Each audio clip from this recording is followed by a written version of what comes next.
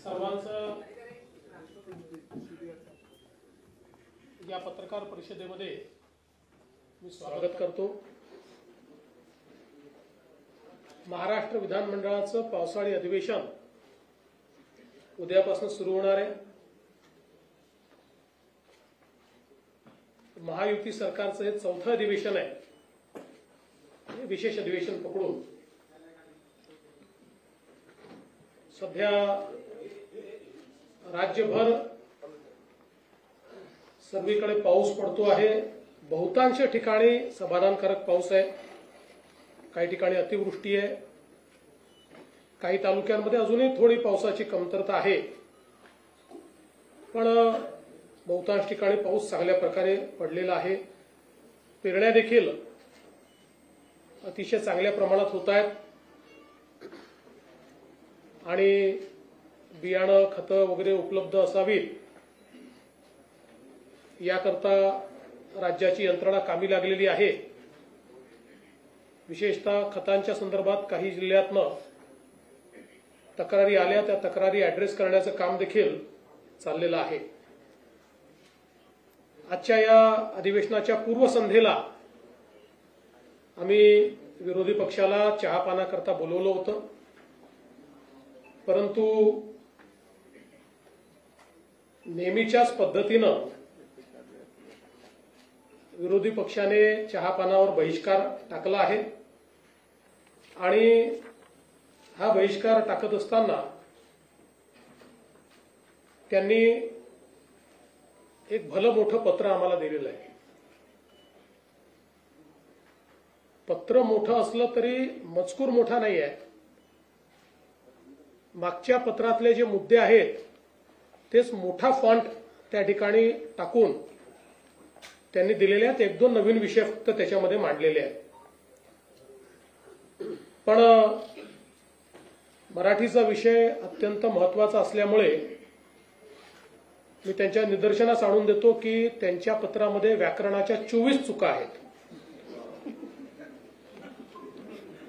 पण काही हरकत नाही। बॉम्बे स्कॉटिश वगैरे मध्ये शिकल्यानंतर अशी परिस्थिती येते आणि आज पत्रकार परिषदेला भास्कर जाधव काही दिसले नाहीत। मागच्या वेळी भास्कररावांची सही होती, आज ती सही पण पत्रावर दिसत नाही। तसं आजच्या सह्या बघितल्या तर 5-3-2 आहेत, म्हणजे उबाटाच्या 5 आहेत, अजून काँग्रेसच्या 3 आहेत आणि शरद पवार साहेबांच्या गटाच्या 2 सह्या आपल्याला पाहायला मिळत आहेत। आज वडेट्टीवार पत्रकार परिषदेत असं म्हणाले की आमच्या कामांना स्थगिती मिळाली। वडेट्टीवारांना अजूनही उद्धव ठाकरेच मुख्यमंत्री आहेत असं वाटत आहे, त्यामुळे ते स्थगितीच्या संदर्भात बोलले। पण त्याहीपेक्षा आज जितेंद्र आव्हाडांनी बोफोर्सची आठवण काढली। म्हणजे बोफोर्सचा घोटाळा झाला होता हे जितेंद्र आव्हाडांना मान्य असल्यामुळे त्यांनी आज बोफोर्स सारखे घोटाळे चालले आहेत अशा प्रकारे घरचा आहेर हा त्या ठिकाणी दिलेला आहे।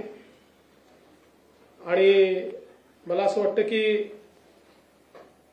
खरं तर कोणतीही कल्पकता, कुठलेही नवीन विषय, कुठलीही लोकाभिमुखता या ठिकाणी आपल्याला पाहायला मिळाली नाही। खरं तर आज आपण सगळे लोक या ठिकाणी जो हिंदीचा विषय आहे, आमच्याकरता तो मराठीचा विषय आहे, कारण राज्यामध्ये आम्ही मराठी अनिवार्य केली आहे, हिंदी ऑप्शनल केली आहे। कुठलीही भारतीय भाषा शिकता येईल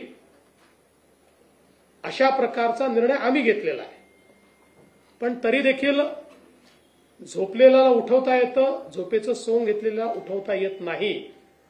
आणि म्हणून याचा थोडासा प्रवास हा आपल्या सगळ्यांना समजला पाहिजे असं मला वाटतं।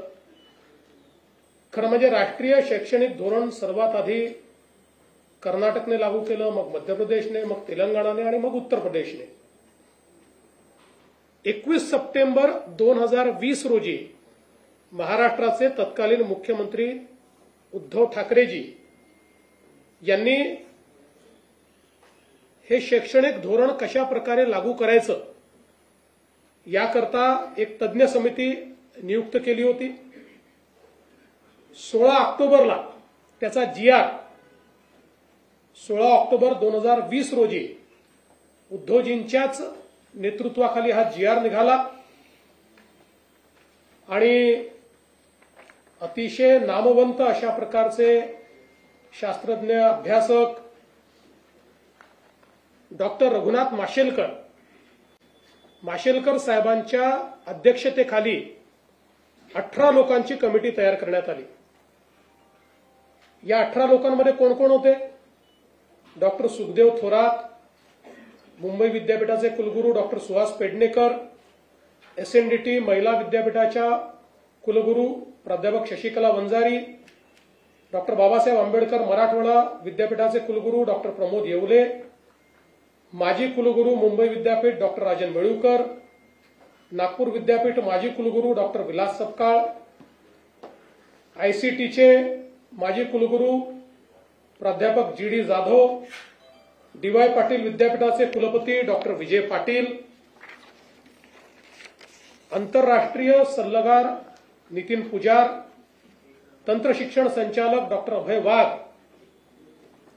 आणि हैदराबाद सिंध नॅशनल कॉलेजिएट विद्यापीठ मुंबईचे कुलाधिकारी निरंजन हिरानंदानी, शासकीय अभियांत्रिकी महाविद्यालय पुणेचे संचालक भारत आहुजा, मराठवाडा वाणिज्य विद्यालय पुणेचे प्राचार्य देविदास गोल्हर, मुंबई विद्यापीठाचे सिनेट सदस्य मिलिंद साटम, पार्ले टिळक व्यवस्थापन महाविद्यालयाचे शिक्षण तज्ज्ञ डॉक्टर अजित जोशी, शिक्षा विद्या प्रबोधिनी हा महत्वाचा आहे, शिक्षा विद्या प्रबोधिनीचे संस्थापक विश्वस्त विजय कदम जे शिवसेनेचे उपनेते आहेत आणि शिवसेनेचे म्हणजे उभाटा सेनेचे, आमचे शिवसेनेचे नाही, आणि उच्च शिक्षण संचालक डॉक्टर धनराज माने, अशा 18 लोकांची कमिटी ही या ठिकाणी तयार झाली। आता हे सगळेच मराठी लोक आहेत, नामवंत लोक आहेत, शिक्षण क्षेत्र समजणारे लोक आहेत, अशा लोकांची एक अतिशय चांगली समिती उद्धवजींनी तयार केली। 14 सप्टेंबर 2021ला या समितीने उद्धव ठाकरे साहेबांना 101 पानाचा अहवाल सादर केला। त्याचं जे DGIPRचं ट्विट आहे तेही माझ्याकडे आहे, हे आपण सगळे बघू शकता। तो अहवाल स्वीकारताना उद्धवजी दिसतायत, बरेच लोक दिसतायत, माननीय संपादकही उपस्थित होते पण फोटोत दिसत नाहीये, आणि हा ट्विट त्या ठिकाणी करण्यात आलेला आहे। हे त्या संदर्भात त्यांचं वाक्य की याची लगेच आम्ही अंमलबजावणी करणार वगैरे ते सगळं हे प्रेसमध्ये त्यावेळी आलेलं आहे। आणि मग आपण जर बघितलं तर 15 सप्टेंबर 2021 च्या या बातम्या वगैरे आहेत, मी आता त्याच्यामध्ये जात नाही। आता या अहवालात काय म्हटलेलं आहे, या सर्व तज्ज्ञांनी काय म्हटलेलं आहे, तर या अहवालाच्या 8व्या प्रकरणामध्ये भाषेचा विषय आलेला आहे, पृष्ठ क्रमांक 56। आता पृष्ठ क्रमांक 56 वर अहवालामध्ये जो काही या ठिकाणी शिफारस त्यांनी केलेली आहे त्याच्याकरता एक उपगट तयार करण्यात आला होता, आणि त्या उपगटामध्ये कोण होते?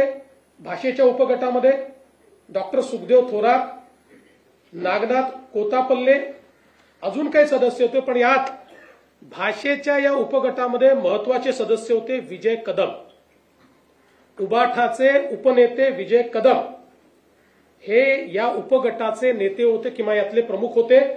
आणि यांनी काय शिफारस केली आहे, तर यांनी शिफारस अशी केलेली आहे की मुद्दा क्रमांक 8.1 इंग्रजी आणि हिंदी भाषा ही दुसरी भाषा म्हणून पहिल्या वर्गापासून लागू करण्यात यावी।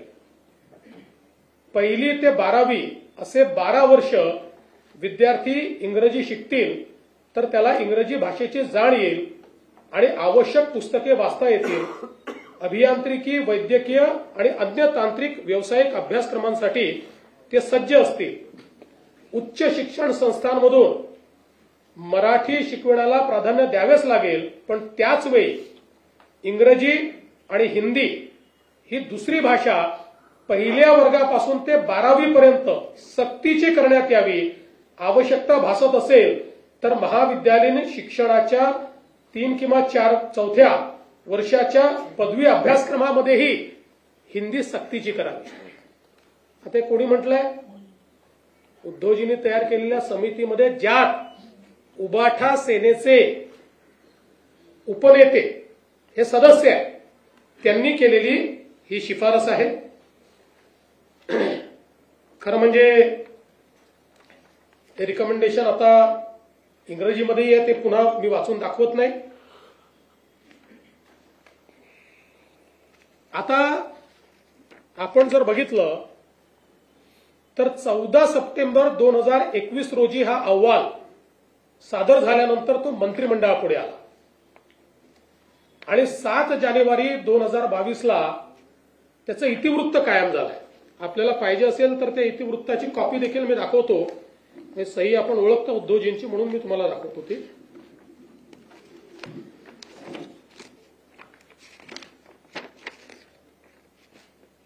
या ठिकाणी उद्धवजींची सही आहे.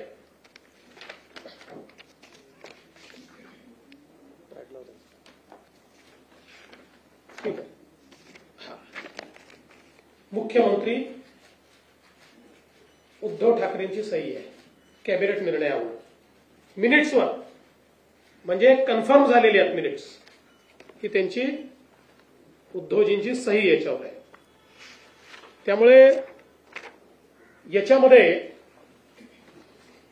कुठेही हा अहवाल स्वीकारताना त्रिभाषा सूत्र बाजूला ठेवा, हे आम्हाला मान्य नाही, याच्यावर निर्णय केलेला नाही, असं काहीच म्हटलेलं नाही. उलट जी अकॅडमिक बँक ऑफ क्रेडिट, जो एक महत्वाचा कळीचा विषय याच्यामध्ये आहे की तिसरी भाषा का बरं, तर तिसऱ्या भाषेमुळे अकॅडमिक बँक ऑफ क्रेडिटमध्ये मार्क मिळतील आणि पुढच्या ऍडमिशन करता ते मार्क कामी येतील. त्या अकॅडमिक बँक ऑफ क्रेडिटलाही मान्यता याच कॅबिनेटच्या निर्णयातनं देण्यात आलेली आहे. आणि म्हणून आपण जर बघितलं तर या ठिकाणी माशेलकर समितीचा अहवाल आणि त्यावरचे निर्णय हे याकरता सांगतो. काही लोक म्हणतात आम्ही निर्णय घेतला नाही, आम्ही नुसता अहवाल स्वीकारला नाही. या ठिकाणी मंत्रिमंडळाच्या बैठकीमध्ये हा विषय घेऊन त्याला मान्यता दिली आणि मग त्याच्यावर कमिटी काय तयार केली, याच्या इम्प्लिमेंटेशन करता नियम बनवायची कमिटी आहे. अहवाल स्वीकारलेला, फक्त आता आणि मग ती जी कमिटी झाली त्याच कमिटीने काम करत करत करत आमचे जीआर निघालेले आहेत. हे जे जीआर आमच्या काळात निघाले आहेत हे तेच काम करत करत करत ते आमच्या काळामध्ये अशा प्रकारचे सगळे जीआर निघालेले आहेत. आणि म्हणून मला असं वाटतं की या संदर्भात आपण जर बघितलं असेल तर 16 एप्रिलला 2025ला आम्ही पहिला जीआर काढला आणि त्या जीआर मध्ये आपण असं म्हटलं की मराठी ही सक्तीची आहे, दुसरी भाषा आपण इंग्रजी म्हटली, तिसरी भाषा आपण हिंदी म्हटली. त्यावर अनेकांनी प्रश्नचिन्ह उपस्थित केल्यानंतर आपण 17 जूनला हा जीआर बदलला आणि यामध्ये सांगितलं की कुठलीही भारतीय भाषा तिसरी भाषा म्हणून शिकता येईल. आणि त्याही जीआर मध्ये आपण सांगितलं मराठी सक्तीची भाषा कुठली, मराठी, आणि तिसरी भाषा म्हणून कोणतीही भारतीय भाषा शिकता येईल अशा प्रकारचा स्पष्टपणे जीआर काढला. आणि याच्यामध्ये आपण जर विचार केला तर ही तिसरी भाषा पहिलीपासून नाही आहे. त्याचं लेखन वाचन हे तिसरीपासून आहे आणि 2 वर्ष पहिले नुसती बोली आहे, म्हणजे त्यांच्याशी संवाद करायचा आहे. त्यामुळे हा जो काही अहवाल या ठिकाणी मांडण्यात आला होता त्यानुसारच खरं म्हणजे आमच्या सरकारने निर्णय घेतला नव्हे तर सक्तीची केलेली हिंदी याच्यामध्ये ऑप्शन देण्याचं काम आमच्या सरकारने केलं की कुठलीही भारतीय भाषा. आणि मला या निमित्ताने खरं म्हणजे भारतरत्न डॉक्टर बाबासाहेब आंबेडकर यांनी जे भाषण केलेलं आहे त्यातले हे का महत्वाचं आहे तर काय मत होतं भारतरत्न डॉक्टर बाबासाहेब आंबेडकरांचं, one language can unite people, 2 languages are sure to divide, this is an inexplorable law, culture is conserved by the language. Since Indians wish to unite and develop a common culture, it is the bounden duty of all Indians to own up Hindi as their language. An Indian who does not accept this proposal as a part and parcel of linguistic state has no right to be Indian. He may be 100% Maharashtrian, Tamilian और गुजराती. पुढे त्यांनी असं म्हटलेलं आहे की आपली मातृभाषा ही शिकलीच पाहिजे पण त्यासोबत हिंदी देखील शिकली पाहिजे. हे भारतरत्न डॉक्टर बाबासाहेब आंबेडकरांचं दिलेलं भाषण आहे. तथापि आज ज्या प्रकारे नेहमीच्या पद्धतीनं आपणच निर्णय घ्यायचे, पण या मंत्रिमंडळामध्ये त्यावेळेची संपूर्ण शिवसेना होती, उद्धवजी त्याचे प्रमुख होते, शरद पवार साहेबांची पार्टी पूर्णपणे त्या ठिकाणी होती आणि काँग्रेस पार्टी पण होती. या सगळ्यांनी मिळून याला मान्यता दिली, आम्हीच नव्हतो. पण ठीक आहे, आमचा काही त्याला विरोध नाही आहे, पण सगळ्यांनी, कारण माशेलकर साहेबांसारखे, सुखदेव थोरात साहेबांसारखे अभ्यासक ज्यावेळेस एखादा रिपोर्ट देत आहेत आणि तो जर स्वीकारला होता तर चूक काय आहे. पण नेहमीच्या पद्धतीनं सत्तेत असलं की वेगळं बोलायचं, सत्तेतनं बाहेर आलं की वेगळं बोलायचं, सत्तेत असलं की रिफायनरीला विरोध करायचा, सत्तेच्या बाहेर असलं की रिफायनरीला विरोध करायचा, पुन्हा सत्तेत आलं की पत्र पाठवायचं केंद्र सरकारला आमच्याकडे रिफायनरी करा. ही जी पद्धत आहे याच्यामध्ये केवळ विरोधाला विरोध अशा प्रकारची पद्धती दिसतेय. त्यामुळे खरं तर पहिला प्रश्न म्हणजे या सगळ्या प्रक्रियेत राज ठाकरे नव्हते, कारण त्यांचा मंत्रिमंडळातही नव्हता, अपोजिशनलाही कोणी नव्हता. मला तर असं वाटतं की पहिला प्रश्न राज ठाकरेंनी उद्धव ठाकरेंना विचारला पाहिजे की तुम्हीच जर याला मान्यता दिली तर आता कुठल्या तोंडानं आंदोलन करायला निघालात, हा प्रश्न विचारला पाहिजे. पण आम्ही ही भूमिका ज्या दिवशी दुसरा GR काढला त्या दिवशी आम्ही भूमिका मांडली की आम्ही ही सक्तीची करणार आहे. आम्हाला अशा प्रकारचे जे विषय आहे हे विषय सर्वानुमते करून घ्यायचे आहे. आणि म्हणून आम्ही त्या दिवशी सांगितलं की दादा भुसे सगळ्यांची चर्चा करतील, आमचे मंत्री महोदय सगळ्यांचं म्हणणं ऐकून घेतील आणि सगळ्यांसमोर वस्तुस्थिती देखील ठेवतील. कारण अकॅडमिक बँक ऑफ क्रेडिटमध्ये तिसरी भाषा शिकली नाही तर आमच्या मराठी मुलांना तिथे मार्क मिळणार नाही.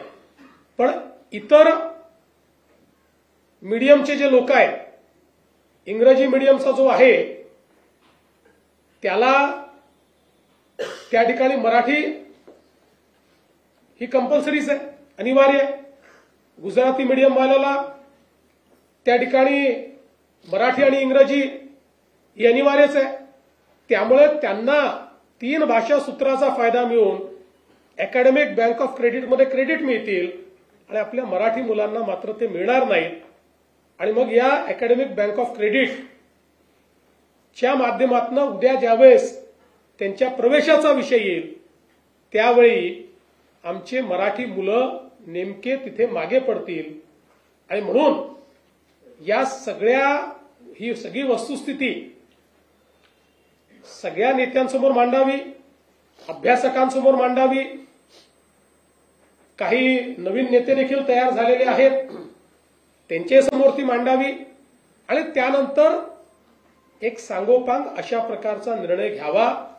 या दृष्टीनं आम्ही दादा भुसेंना सांगितलं. दादा भुसेंनी काही लोकांशी संपर्क देखील सुरू केलाय.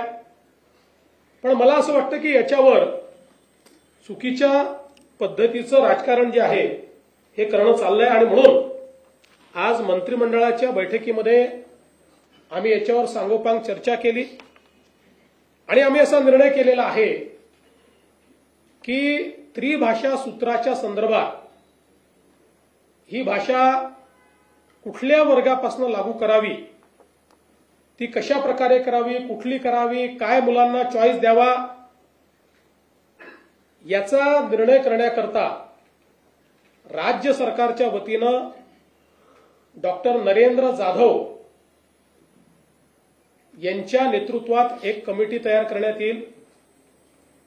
आपण सगळे जाणता डॉक्टर नरेंद्र जाधव साहेब प्लॅनिंग कमिशनचे मेंबर होते, कुलगुरू होते, शिक्षण तज्ज्ञ म्हणून त्यांना आपण ओळखतो. त्यामुळे त्यांच्या नेतृत्वामध्ये एक समिती या ठिकाणी तयार केली जाईल. त्यात काही सदस्य अजून असतील, त्यांची नावं लवकरच घोषित केली जातील. आणि या समितीचा रिपोर्ट आल्यानंतरच त्रिभाषा सूत्र त्या रिपोर्टच्या आधारावर या ठिकाणी लागू केलं जाईल. आणि म्हणून 16 एप्रिल 2025 आणि 17 जून 2025 हे दोन्ही शासन निर्णय आम्ही रद्द करण्याचा निर्णय घेतलेला आहे. हे दोन्ही शासन निर्णय या ठिकाणी रद्द आम्ही करतो आणि ही नव्याने समिती तयार करतो. ही समिती त्रिभाषा सूत्राच्या संदर्भातलं सगळं सूत्र माशेलकर कमिटीच्या अहवालाचा अभ्यास करेल. ज्या लोकांचं याच्यावर दुमत आहे त्यांचंही म्हणणं ऐकून घेईल आणि त्यानंतर आपल्या विद्यार्थ्यांच्या हिताचा काय निर्णय आहे तो निर्णय या कमिटीच्या माध्यमातून येईल आणि मग तो राज्य सरकार स्वीकारेल आणि त्यानुसार पुढची कारवाई केली जाईल. अशा प्रकारचा निर्णय आज आम्ही मंत्रिमंडळामध्ये घेतलेला आहे. आमच्याकरता मराठी आणि मराठी मुलगा किंवा विद्यार्थी हा महत्वाचा आहे. आमची नीती मराठी केंद्रित असेल. आमची नीती ही मराठी, आमचा जो विद्यार्थी आहे त्या विद्यार्थी केंद्रित अशा प्रकारची आमची नीती असेल. याच्यामध्ये आम्हाला कुठल्याही प्रकारचं राजकारण जे आहे ते राजकारण करायचं नाही आहे. खरं म्हणजे उद्यापासून जे काही अधिवेशन सुरू होणार आहे या अधिवेशनामध्ये एकूण 12 विधेयके आम्ही प्रस्तावित केलेली आहेत आणि संयुक्त समितीकडे पाठवलेलं एक जे जनसुरक्षेचं विधेयक आहे ते आता कमिटीने त्याचा रिपोर्ट दिलेला आहे आणि अतिशय सांगोपांग चर्चा करून एकमताने तो रिपोर्ट आलेला आहे. त्याच्यामुळे त्या रिपोर्टवर आता आधारित चर्चा होऊन हे विधेयक देखील या अधिवेशनासमोर असेल. त्यामुळे एकूण जुनं एक प्रलंबित विधेयक, एक संयुक्त समितीचं विधेयक आणि 12 प्रस्तावित विधेयके या सभागृहापुढे येतील. 6 अध्यादेश हे सभागृहाच्या पटलावर ठेवले जातील आणि एकूणच हे जे अधिवेशन आहे आमच्याकडे प्रचंड बहुमत असताना देखील आम्ही अधिवेशनातनं पळ काढणारे नाही. पूर्ण 3 आठवड्याचं अधिवेशन आम्ही घेतलेलं आहे. आमची अपेक्षा आहे की विरोधी पक्षाने या अधिवेशनामध्ये चर्चा करावी आणि त्यांच्या प्रत्येक प्रश्नाला उत्तर द्यायला आम्ही तयार आहोत. राज्याला विकासाकडे नेण्याकरता आमची महायुती उत्तम काम करते आहे आणि त्या दृष्टीनं या अधिवेशनात आमची पुढची ध्येय धोरणं देखील आम्ही त्या ठिकाणी आपल्यापर्यंत आपल्यामार्फत जनतेपर्यंत पोहोचवू. धन्यवाद. शिंदे.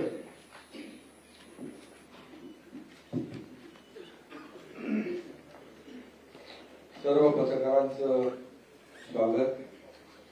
उद्यापासून पावसाळी अधिवेशन सुरू होत आहे आणि नेहमीप्रमाणे विरोधी पक्षाने चहापानावर बहिष्कार घातलेला आहे.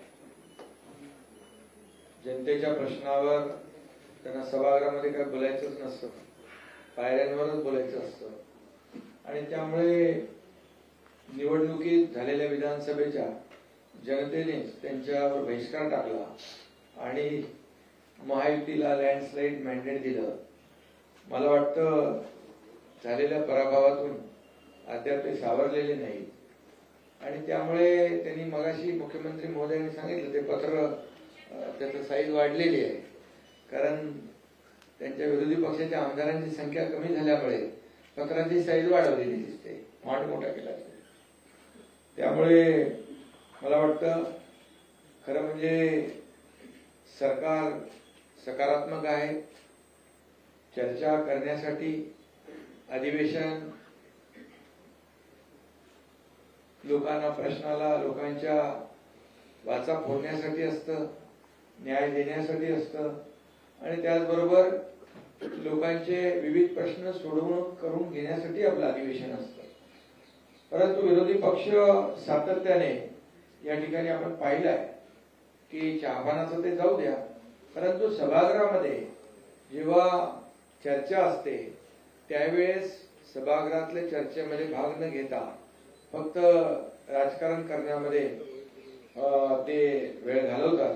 आता मराठी भाषेच्या बाबतीमध्ये त्यांनी जे काही जो स्टँड घेतलाय त्या बाबतीमध्ये माननीय मुख्यमंत्री महोदयांनी सविस्तर याच्यावर सांगितलंय. याच्यात मी एवढंच म्हणेन की त्यांनीच तो अहवाल स्वीकारला माननीय डॉक्टर माशेलकरांचा. त्याच्यामधल्या सगळ्या कमिटी मेंबर जे सदस्य होते त्यांची नावं मुख्यमंत्री महोदयांनी सांगितली आपल्याकडे.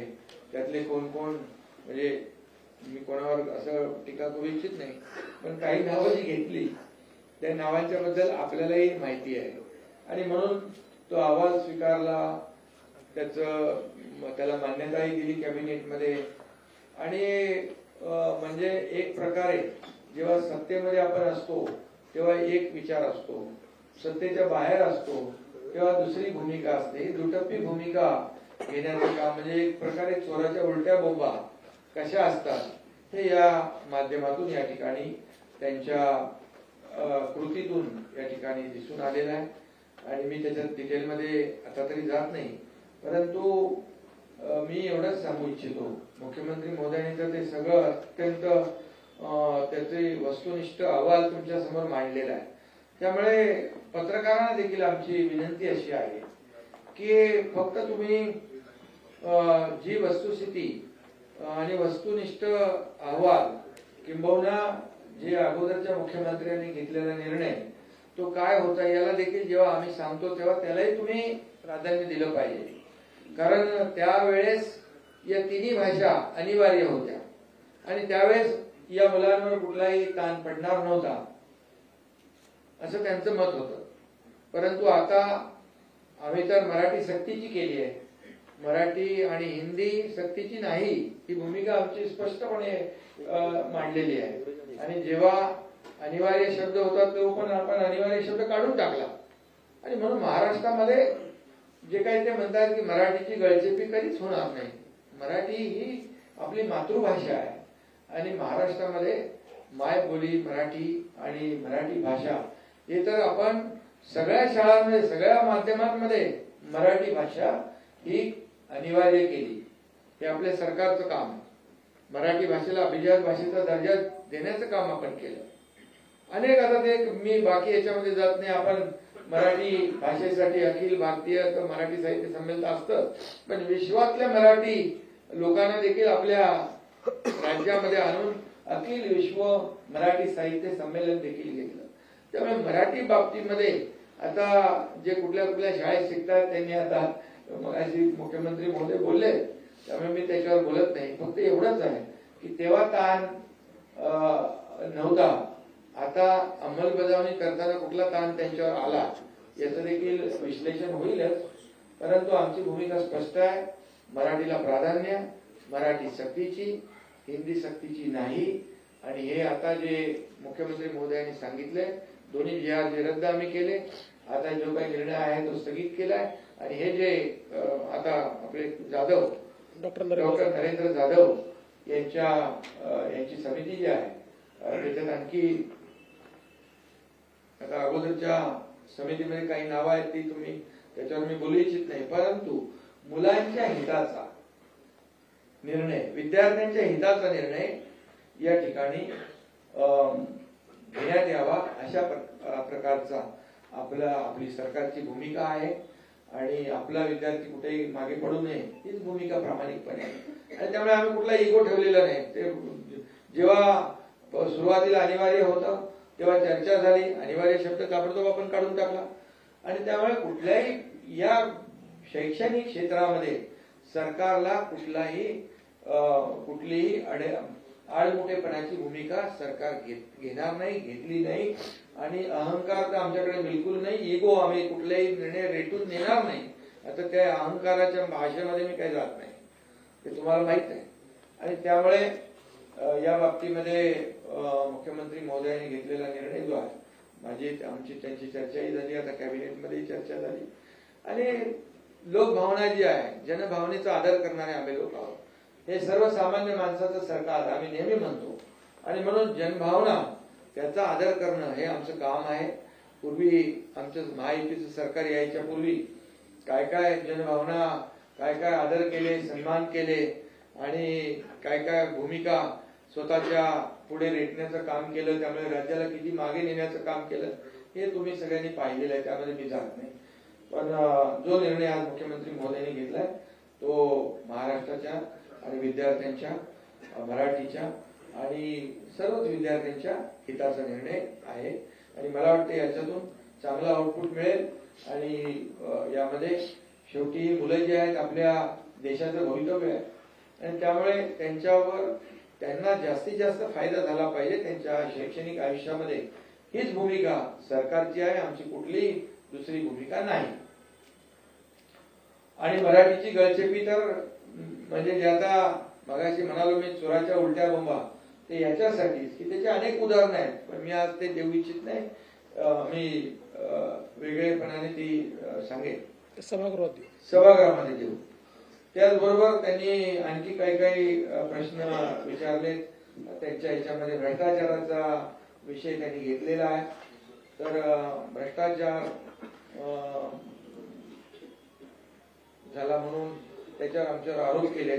पण मी एवढंच सांगेन की 2.5 वर्षात झालेला भ्रष्टाचार तर त्याच्या चौकशा सुरू आहेत. त्यामध्ये खिचडी घोटाळा असेल, बॉडी बॅग घोटाळा असेल, आता तर तो कुठला नवीन एक घोटाळा आलाय, मिठी नदीचा घोटाळा आलाय, त्याचंही चौकशी सुरू आहे. आणि त्याच्यामध्ये कोण दिनू काहीतरी दिनो मोरिया, आता त्याची चौकशी सुरू आहे. त्यांनी तोंड उघडल्यावर किती लोकांना मोरिया होईल माहित नाही. त्यामुळे बघा, आम्ही कुठल्याही सूड भावनेने काम कुठलं करतोय का? बिलकुल नाही. तर जे झालेलं आहे, ज्या घटना घडलेल्या आहेत, जो भ्रष्टाचार झालेला आहे रस्त्यांमध्ये वगैरे, तो समोर त्यांनीच आणला ना.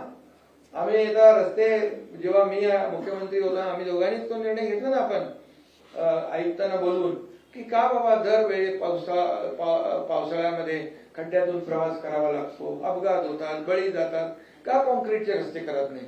मग आम्ही निर्णय घेतला 2 फेजमध्ये. आता फेजमध्ये निर्णय घेतल्यानंतर दरवर्षी जे खड्डे भरण्याचं, काळ्याचं डांबराचं पांढऱ्याचं काळं करण्याचा रस्ता बंद झाला. त्यामुळे ऑडिट सुरू झालं, हे झालं. मग ते बिलो अभाव आम्हाला तर काय माहितच नाही बाबा ते, परंतु त्याच्यामध्ये ते एक्सपर्ट आहेत.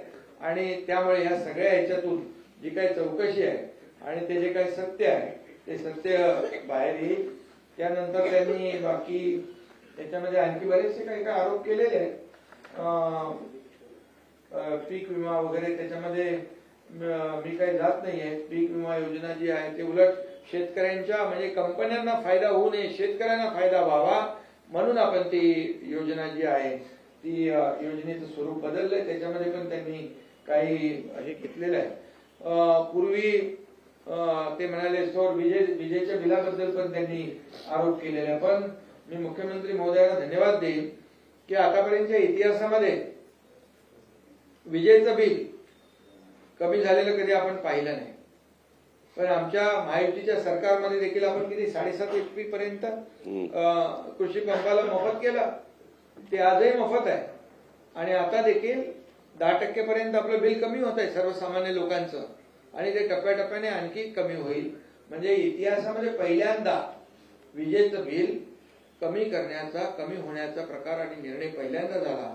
यापूर्वीच्या मला आठवत आहे काँग्रेसच्या सरकारने निवडणुकीच्या आधी म्हणाले वीज बिल माफ करू, पण जसे सरकारमध्ये आल्यानंतर वीज बिल गेली. म्हणाले प्रिंटिंग मिस्टेक झालं. आम्ही प्रिंटिंग मिस्टेक म्हणणारे नाही. ज्या आम्ही योजना जाहीर केलेल्या आहेत, ज्या योजना आम्ही घोषित केलेल्या आहेत, लाडकी बहीण योजना असू द्या नाही तर आणखी ज्या योजना आहेत त्या टप्प्याटप्प्याने सगळ्या पूर्ण. तेव्हा मला वाटतं मुख्यमंत्री सुशील कुमार शिंदे होते. तर आठवण करून दिली मी. त्यामुळे आम्ही प्रिंटिंग मिस्टेक म्हणणारे नाही आणि निवडणुकीमध्ये आश्वासन द्यायची असतात, पाळायची कुठे असतात असं म्हणणारेही नाही. त्यामुळे तो एक विषय मी या ठिकाणी सांगू इच्छितो. बोगस बियाणे वगैरे ते काय त्याच्यावर कारवाई आम्ही करतोच आहे. आणि त्यामध्ये आजच आम्ही शेतकऱ्यांसाठी कृषी संजीवनी प्रकल्प नानाजी देशमुख किती 6,000 कोटीला आपण मान्यता आजच दिली. टप्पा 2 शेतकऱ्यांसाठी महायुती सरकारने गेल्या 3 वर्षामध्ये जवळपास 45,000 कोटी रुपये च्या योजना आपण शेतकऱ्यांसाठी केल्या. 15-16 हजार कोटी रुपये आपण अतिवृष्टी, अवकाळी आणि गारपिटीच्या नुकसान भरपाई पोटी दिले. त्यामुळे शेतकऱ्यांना काय दिलं, शेतकरी सन्मान योजना आपण केली. प्रधानमंत्री महोदय 6,000 केंद्राचे आणि आपले पण 6,000 असे 12,000 रुपये शेतकऱ्यांना देखील वर्षाकाठी या ठिकाणी देण्याचा निर्णय देखील आपल्या सरकारने घेतलेला आहे. आणि त्यामुळे मला वाटतं त्यांच्या या कुठल्याही आरोपाला काही हे नाहीये, म्हणजे काय बेस नाहीये. त्यामुळे आम्ही जे काही निर्णय घेतोय ते निर्णय या महाराष्ट्रातल्या जनतेच्या हिताचे घेतोय. आमची 2.5 वर्षाची पहिली इनिंग होती तेव्हा जे आम्ही टेक ऑफ घेतलं होतं तो वेग अद्याप अजूनही तसाच ठेवलाय, वाढवलाय. मुख्यमंत्री महोदयांनी 100 दिवसाचा कृती आराखडा सुरू केला. त्या कृती आराखड्यामध्ये सगळ्या बऱ्याचशा कलेक्टर, जिल्हाधिकारी, महापालिका आयुक्त, सीओ यांनी चांगलं काम केलं. याचं कारण एवढंच की सर्वसामान्य माणसाला न्याय मिळाला पाहिजे. सर्वसामान्य माणसाला त्याच्या त्याच्या तालुक्यात, जिल्ह्यात न्याय मिळाला पाहिजे. तो मंत्रालयापर्यंत येता कामा नये. त्यानंतर 150 दिवसाचा आता कार्यक्रम आपण कृती आराखडा जाहीर केलाय. कालच आपलं मास राईडचं लोकार्पण झालं नागपूरमध्ये. कुठलाही जिल्हा कुठेही इतर जिल्ह्यांपेक्षा मागे राहू नये यासाठी महास्ट्राईड हे त्याचं लोकार्पण झालं. आपण वर्ल्ड बँकेसोबत या ठिकाणी त्यांच्या सोबत राज्य सरकार एकत्र काम करतंय आणि प्रत्येक जिल्ह्याला समान न्याय, म्हणजे तुम्हाला विकासाचं सांगतोय. आता 2.5 वर्षापूर्वी तर तुम्हाला माहित आहे, 2.5 म्हणजे माझ्या 2.5 वर्षापूर्वीच, आता माझे 2.5 वर्ष धरा. त्यामुळे जसे स्पीड ब्रेकर वगैरे होते ते सगळे आम्ही काढून टाकले. मी सांगतो ना, म्हणजे विकासाला ज्या योजना चांगल्या आहेत त्या आम्ही कॅरी फॉरवर्ड केल्या. परंतु 2014ला देवेंद्रजी मुख्यमंत्री होते तेव्हा शेतकऱ्यांच्या जलयुक्त शिवार योजना कोणी बंद केल्या? मराठवाडा वॉटर ग्रीड कोणी पासनात बांधलं? ते मुख्यमंत्री आम्ही झाल्यानंतर पुन्हा आमच्या टीमने सुरू केलं. त्यामुळे सांगण्याचं तात्पर्य आहे विकास याला चालना देणं. बाकी तर तुम्हाला माहित आहे, बाकी मी अटल सेतू, कोस्टल रोड, समृद्धी हायवे याच्यात जातच नाही मी. इथं कामं समोर आहेत तुमच्या. म्हणून तर आम्हाला आणि लोकाभिमुख कल्याणकारी योजना म्हणून तर लोकांनी लँडस्लाईड मॅन्डेट दिलं महाराष्ट्रातल्या. त्यांनी दुसरं म्हटलंय की इथं बरं ते स्टार्टअप बिटअप मध्ये काय मी जात नाही, खूप म्हणजे महाराष्ट्र जीडीपी नंबर 1 आहे, एफडीआय मध्ये नंबर 1 आहे, स्टार्टअप मध्ये नंबर 1 आहे, विकासामध्ये पुढे आहे. किती आता 20 लाख कोटी झाले आपल्या दोघांचे मिळून 20 लाख कोटी एमओयू हाऊस मध्ये झाले. कधी झाले होते? आणि नुसते एमओयू नाही केले, कन्व्हर्जन त्याचं 70 to 80% आहे. याचा अभिमान आहे आम्हाला. आणि म्हणून मोदीजी पण ज्या पद्धतीने देशाचं जे काय 2047 जे विजन आहे त्यांचं 2047चं विकसित भारताचं, त्या ह्याच्यामध्ये महाराष्ट्राचं $1 ट्रिलियन जे गोल आहे ते एक वर नाही राहणार, ते वाढणार आहे. म्हणजे महाराष्ट्राचं कॉन्ट्रीब्युशन पण आपल्या प्रधानमंत्र्यांचं जे विकसित भारत 2047चं स्वप्न आहे त्याला सपोर्ट करणार आहे. म्हणून मुख्यमंत्र्यांनी 3 टप्पे केले, 2030, 2035 आणि 2047. आणि त्यामुळे त्या वेगाने आपण पुढे जातोय. आणि म्हणून विकासाला आम्ही चालना देणारं आमचं सरकार आहे, सर्वसामान्य माणसाला न्याय देणारं सरकार आहे, गोरगरिबांच्या जीवनामध्ये बदल घडवणारं सरकार आहे. आणि त्यामुळे ते म्हणाले की विरोधी पक्ष नेता तुम्ही दिला नाही, की आमचा गळा घोटला लोकशाहीमध्ये गळा घोटला. अरे पण विरोधी पक्ष नेता बनायला ते विरोधी पक्ष कुठे आहे? तो विरोधी गट आहे, ते तुकडे गँग आहे. ते कसं काय त्याला विरोधी पक्ष देणार आम्ही? आणि यामध्ये लोकांनीच त्यांना तेवढं संख्याबळ दिलं नाही. त्यामुळे त्याच्यामध्ये आमची चूक नाहीये, महाराष्ट्रातल्या जनतेने त्यांना तेवढ्या संख्याबळावर ठेवलेला आहे. आणि त्यामुळे नक्कीच त्यांची जी लोकशाहीचा गळा घोटण्याचं जे काही त्यांचं म्हणणं आहे त्याच्यामध्ये काही तथ्य नाही. फक्त मी एवढंच सांगतो की विरोधी पक्षाचं काम आम्ही मानतो, सत्ताधारी आणि विरोधी पक्ष ही रथाची 2 चाकं आहे, पण ते कधी आमच्या चांगल्या कामाला चांगलं म्हणतच नाही. त्यामुळे सातत्याने टीका करणं, आरोप करणं एवढंच त्यांना माहित आहे. पण आमची इच्छा आहे, जसं मुख्यमंत्री म्हणाले की सभागृहामध्ये प्रत्येक विषयावर चर्चा करण्याची आमची तयारी आहे. सभागृहामध्ये तुम्ही प्रश्न मांडा, या महाराष्ट्राच्या हिताचे प्रश्न मांडा. सरकारने चांगलं काम केलं तर चांगलं म्हणा, वाईट काम केलं तर तुम्ही सूचना करा. आम्ही सगळ्याला तयार आहोत. आणि त्यामुळे बाकी आता सभागृहामध्ये आम्ही बोलू, सभागृहामध्ये बाकी विषय त्याला प्रश्नांना उत्तर देऊ. अजितदादा, एवढ्या मोठ्या संख्येने पत्रकार परिषदेला उपस्थित असणाऱ्या सर्व पत्रकार बंधू भगिनींचं मी मनापासून स्वागत करतो. या अधिवेशनाचं संपूर्ण कामकाज पूर्ण वेळ आणि सुरळीत चालावं, राज्यासमोरचे सर्व महत्वाच्या मुद्द्यांच्यावर प्रत्येक विधेयकावर अभ्यासपूर्ण चर्चा व्हावी आणि एकही विधेयक सभागृहात चर्चा झाल्याशिवाय मंजूर होऊ नये.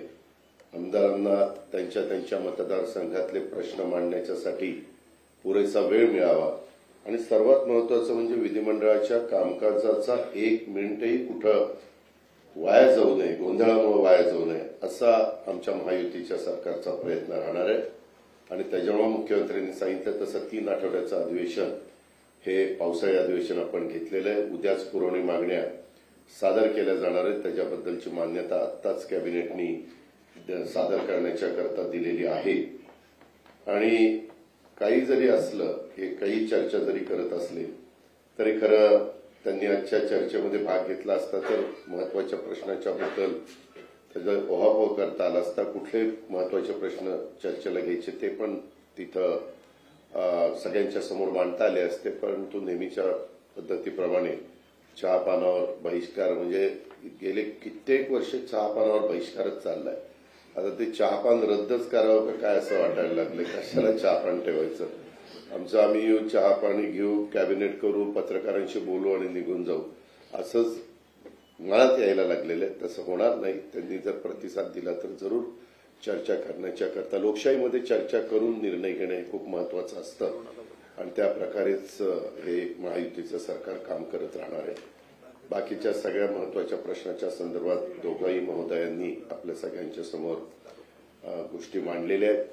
एकंदरीतच आता रद्दच निर्णय तो GR करण्यात आलेला असल्यामुळं कारण नसताना आता मुंबईतल्या मराठी माणसाला वेठीस धरून मोर्चा काढायचं काही कारण नाही. आता तो मोर्चा रद्द करण्यात यावा असं आव्हान मी त्यांना हो ना ज्या कारणाकरता मोर्चा होता ते रद्दच झालेलं ना बाबा. मग कशाला वेठीस धरायचं तुम्हाला त्रास सगळ्यांना ही कुठं चाललं ती कुठं चाललं त्याच्यामुळे हा आला का तो गेला का कुणाचा झेंडा नाही काही नाही त्याच्यामुळे ते तसं रद्द करून टाकावं. झेंडा नाही त्यामुळे माणसं कळणार नाही. दुसरं एक आजच मुख्यमंत्र्यांनी सूचना केलेली होती. आज जवळपास 3600 कोटी रुपये आमच्या लाडक्या बहिणीच्या करता या महिन्याचे आम्ही डीबीटीवर पाठवलेले आहेत. उद्या त्यांच्या अकाउंटला ते पैसे मिळतील आणि तोही एक महत्वाचा निर्णय आज झालेला आहे.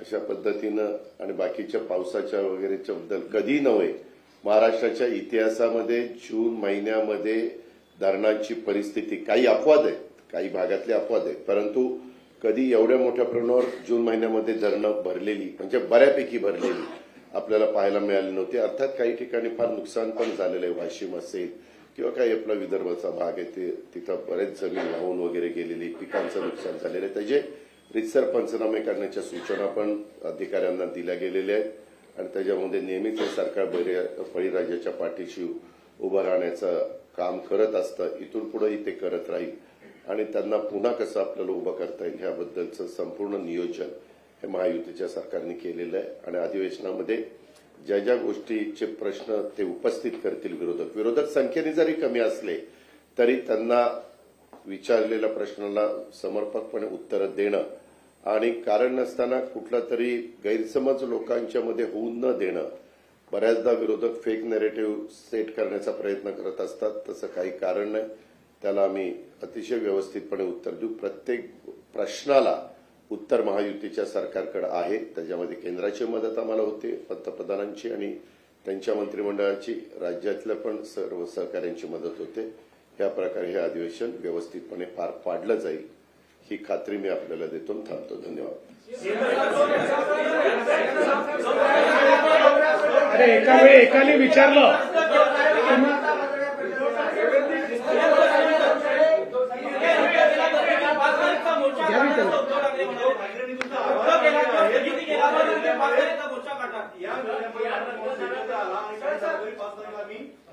काढावा त्यांनी म्हणजे फक्त राजकारणच आहे आलं याच्यातनं स्पष्टच झालं ना की फक्त राजकारणाकरताच त्यांनी हा निर्णय केला होता.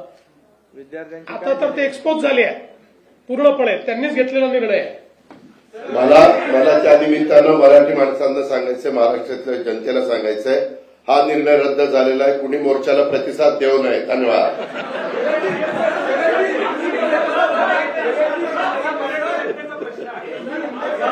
त्यांचं काम झालं मुख्यमंत्र्यांना मराठीची गळचेपी करायची होती म्हणून आता आम्ही सगळे एकवटलेले आहोत. त्यांनी तुमचे आभार मानले. मी त्यांचे आभार मानतो की त्यांनी ज्या प्रकारचा कारभार चालवला त्यामुळेच आमचं सरकार आलं की नाही. आम्हाला ही जी काही सरकारमध्ये काम करायची संधी मिळाली ती त्यांच्यामुळे मिळाली. पण मला त्यांना प्रश्न विचारायचा आहे. मराठी माणसाचं ते बोलतात पत्राचाळीतल्या मराठी माणसाचं काय बीडीडी स्कीम मधल्या मराठी माणसाचं काय अभ्युदयनगर मधल्या मराठी माणसाचं काय गिरगावातल्या मराठी माणसाचं काय. या मुंबईतनं मराठी माणूस सोडून गेला त्याला ते जबाबदार नाहीत आणि त्याला इथे घर देण्याचं काम हे शिंदे साहेबांनी आम्ही अजितदादांनी आमच्या सरकारने केलं. त्यामुळे मराठी माणसाचं पोट भाषण देऊन भरणार नाही.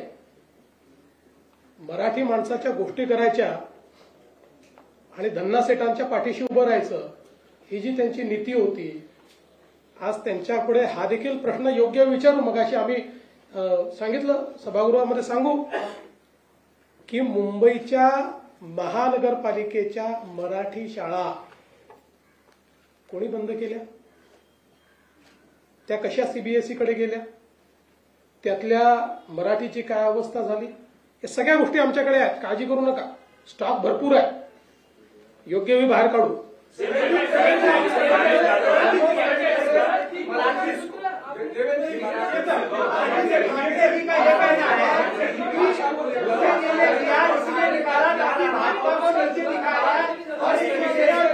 देखिए, ये जो 3 भाषा का सूत्र है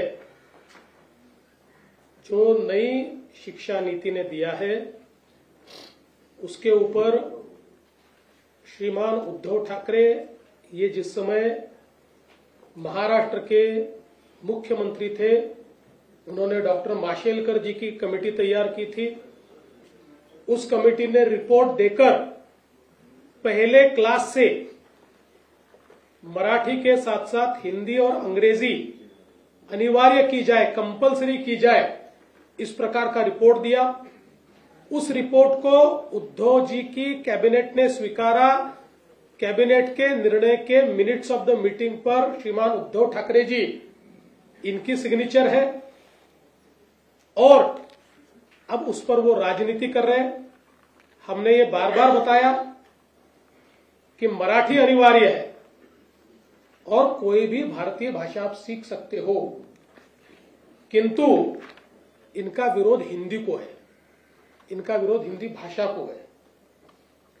भारतीय भाषा को विरोध है और अंग्रेजी के लिए रेड कारपेट है. इनको अंग्रेजी चलती है लेकिन हिंदी नहीं चलती. और हमने जो निर्णय किया था उसमें कोई भी भारतीय भाषा आप सीख सकते हो, ऐसा निर्णय किया था. अब वो कौन से क्लास से लागू करना चाहिए इसके ऊपर कुछ मतांतर है. इसलिए हमने ये निर्णय किया है कि हम लोग डॉक्टर नरेंद्र जाधव, इनकी एक कमेटी तैयार कर रहे हैं. ये कमेटी इसके ऊपर जो माशेलकर कमेटी का रिपोर्ट है, अलग अलग लोगों का जो कहना है, उसके ऊपर निर्णय करेगी और उसके बाद हम त्रिभाषा सूत्र उस अनुसार लागू करेंगे. और तब तक जो 2 निर्णय हमने लिए थे उनको हमने खारिज किया. इनिशियली त्यांच्याशी जी चर्चा झाली त्यांनी 3 महिन्याचा वेळ मागितला.